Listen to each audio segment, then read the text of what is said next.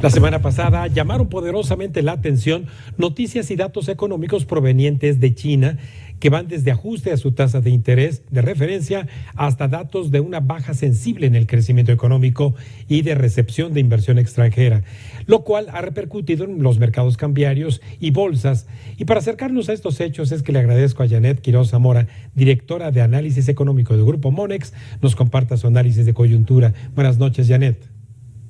Hola, ¿qué tal, Raimundo? Muy buena noche. Me da mucho gusto saludarte a ti y a todo el auditorio. Gracias, amiga mía, porque pues especialmente en un tema que nos lo advertiste desde los primeros días de agosto que empezaron a salir cifras de la fuerte caída en las exportaciones de China hacia Europa, hacia Estados Unidos, pero se compensaban con exportaciones hacia Rusia, pero ya hemos tenido más datos acerca, por ejemplo, de carácter inmobiliario.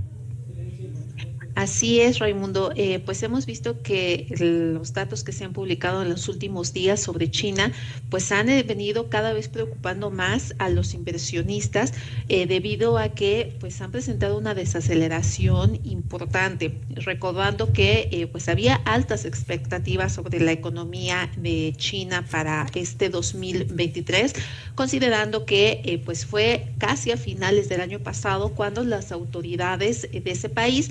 abandonaron por completo esta política estricta de cero COVID y bueno, pues de ahí, o sea que considerando que pues China es el centro manufacturero aún a nivel mundial, pues que la reapertura total de estas actividades sería pues uno de los motores importantes para este año. Realmente pues estamos viendo que si bien, o sea, pues vimos una reactivación significativa, digamos que inmediatamente después de esta reapertura, pues ya para indicadores que más hacia el segundo semestre de este año, pues están mostrando que el país ha venido debilitándose. Como bien lo señalas, varios indicadores en torno a un tema que ha preocupado desde hace, pues yo diría,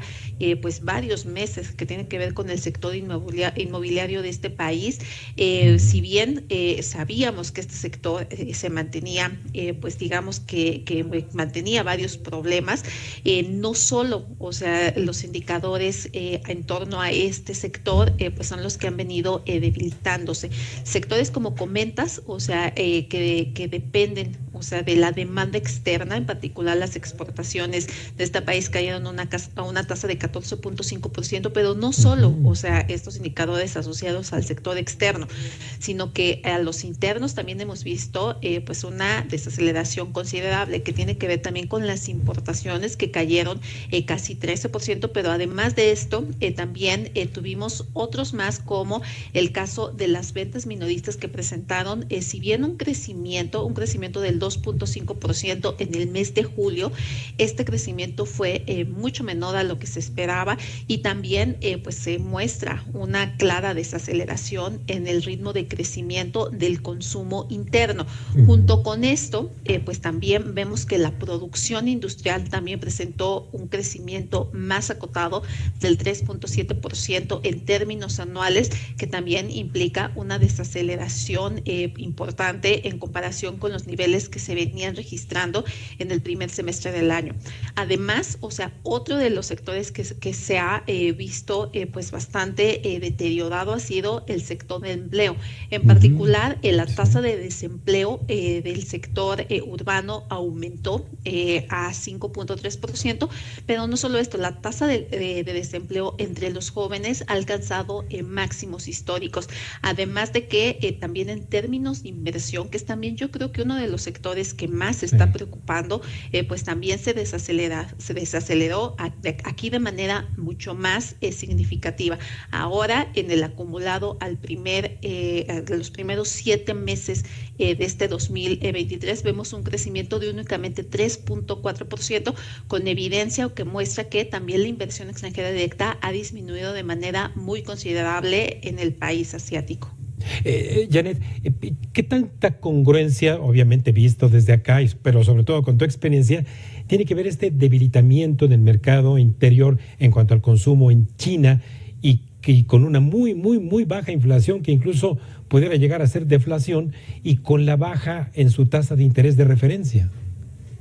Así es, efectivamente, Raimundo. Otro de los temores que están surgiendo en torno a este país es que ya se registró inclusive una deflación y esto lo que significa es que los precios están cayendo en comparación con los registrados hace un año. Lo que bien dices, Raimundo, es que esta reducción pues parece ser que se explica por una menor demanda. O sea, sabemos si el consumo de un bien disminuye, pues bueno, generalmente, o sea, los precios, pues por lo menos se estabilizan, pero para el caso de China estamos viendo que estos están cayendo. De ahí, o sea que, pues desde la semana pasada, el Banco Popular de China ha venido anunciando una serie de medidas, particularmente recortes en varias de sus tasas clave, en sus tasas objetivo de interés,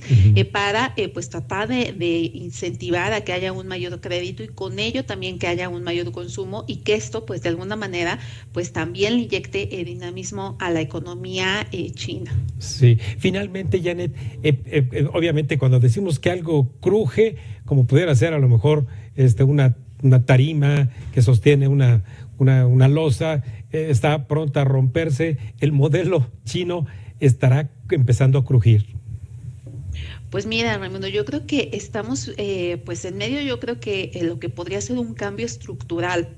si bien, o sea, vemos que la pandemia ya quedó atrás, yo creo que la manera en la que los países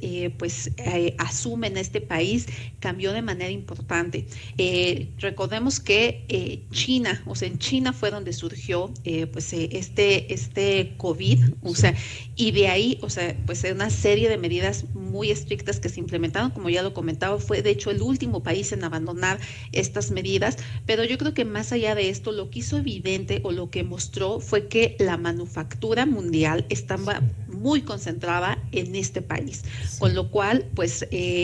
implicaba un riesgo muy importante. En finanzas sabemos que poner todos los huevos en una sola canasta implica un riesgo importante, de ahí que pues yo creo que entre este factor y también pues desde la administración de Donald Trump, en particular para el caso de Estados Unidos, se han hecho esfuerzos para reducir la dependencia económica que se tiene con China. Como decía, para el resto del mundo fue evidente con estos cierres que se dieron, que propiciaron pues realmente disrupciones muy severas en las cadenas de producción que imposibilitaron prácticamente la manufactura de varios bienes y bueno, esto generó en muchos problemas en términos económicos, tanto para empresas como para en sí, o sea, las economías en general. Entonces, pues yo creo que ante esto, como te decía, una política económica comercial más restrictiva por parte de Estados Unidos, en donde también se han tomado algunas medidas de proteccionistas para ciertos sectores clave, particularmente asociados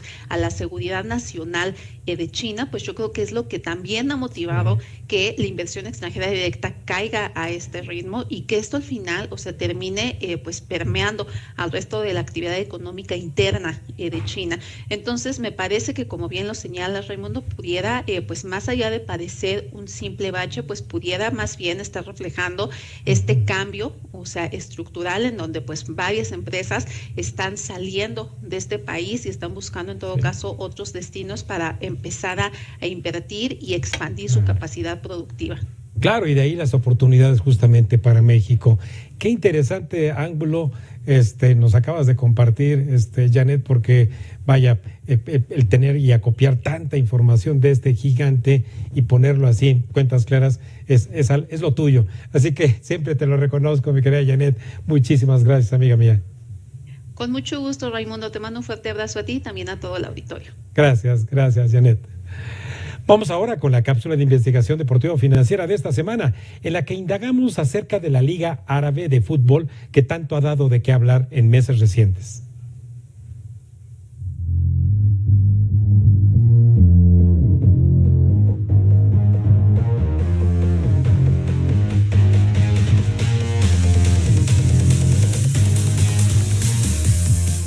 En la actualidad, hay un gran número de ligas profesionales de fútbol que buscan constantemente expandir su presencia territorial para incrementar sus ingresos. Esto mediante la venta de derechos de transmisiones en otras regiones del mundo, lo cual genera además un mayor número de aficionados y un círculo virtuoso de negocios. A pesar de esta efectiva estrategia, en muchas ocasiones solo aplica para ligas bien establecidas y con gran infraestructura, como es el caso de la UEFA Champions League, que generó en el año 2022 alrededor de $3.900 millones, mientras que la Major League Soccer de Estados Unidos se calcula que fueron casi $1.550 millones. En los últimos años, jugadores profesionales de renombre están optando por aventurarse en ligas menos populares, como la Liga de Arabia Saudita, quienes son atraídos por las jugosas ofertas económicas. Ejemplos recientes son Cristiano Ronaldo, que a principios del 2023 se unió al club Al Nassr de Arabia Saudita, con un pago anual estimado en $200 millones.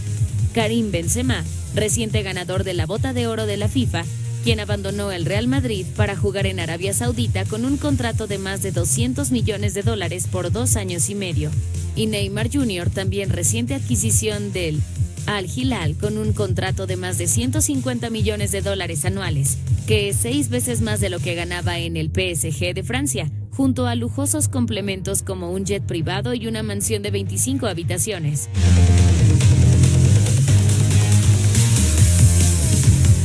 Este desplazamiento hacia mercados emergentes ha generado debates sobre los aspectos éticos y deportivos de tales decisiones.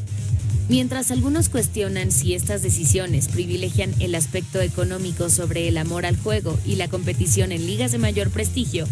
otros sostienen que los deportistas tienen todo el derecho de maximizar su potencial de ingresos en una corta carrera profesional y que al hacerlo contribuyen al crecimiento y globalización del deporte en regiones antes subestimadas en términos deportivos. Muchos directores técnicos de ligas europeas como Pep Guardiola han mencionado que este fenómeno cambiará el fútbol, ya que más jugadores de élite abandonarán Europa, lo que sin duda alguna afectará la calidad de los encuentros.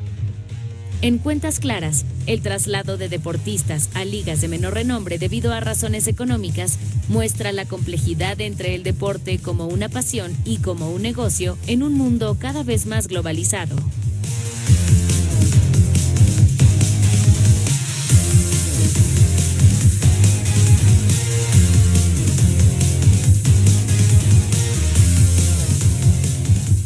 Así entonces, pues vale la pena preguntarse hasta dónde va a llegar el negocio del fútbol a nivel global. Llegamos así al final de este programa de Economía y Finanzas con cuentas claras para ustedes, agradeciendo la gentileza de su atención e invitándola a que nos vea y escuche la próxima semana aquí en la Agencia Mexiquense de Noticias, canal 34.2 de la televisión abierta digital en todo el Estado de México y la Ciudad de México, y ahora también por los canales 135 de Easy y 610 de Star. Muy buenas noches.